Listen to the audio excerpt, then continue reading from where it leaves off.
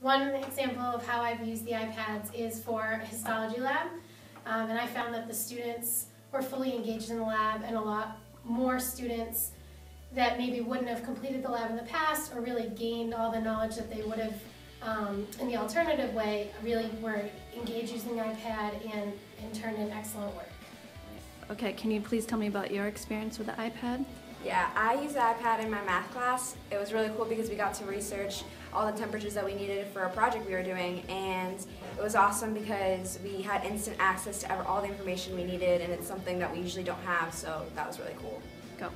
Okay, I think the iPads would be a very useful device for students because it's compact. All of their information, everything they need for every class is right there on the iPad. No more shuffling of papers, no more losing a sheet, no more carrying around big giant books.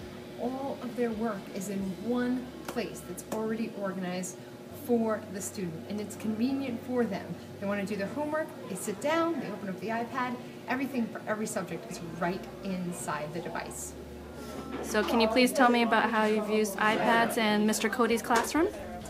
Yeah, well, I feel like it's been really productive. We've been getting a lot of work done on the iPads. There's a lot of good apps that we can use on the iPads that we wouldn't be able to use without them. And we've been relating class material a lot. There's like the Khan Academy apps. There's all sorts of good stuff.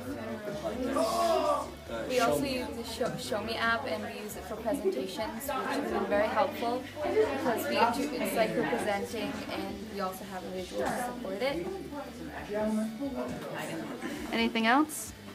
Or those the highlights? No, those are the highlights. I used the iPad in my anatomy class, and it was really helpful because we used it to look for a lab for muscles and tissues, and it gave us a really good experience on seeing what actually everything looks like.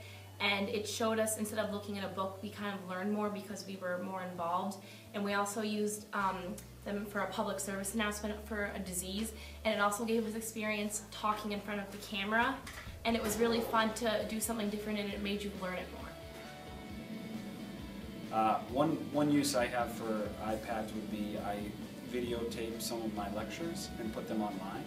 And so students would be able to access those lectures during class, and that would free me up to help out students more individually during class, and actually have them do a little more one-on-one work with students.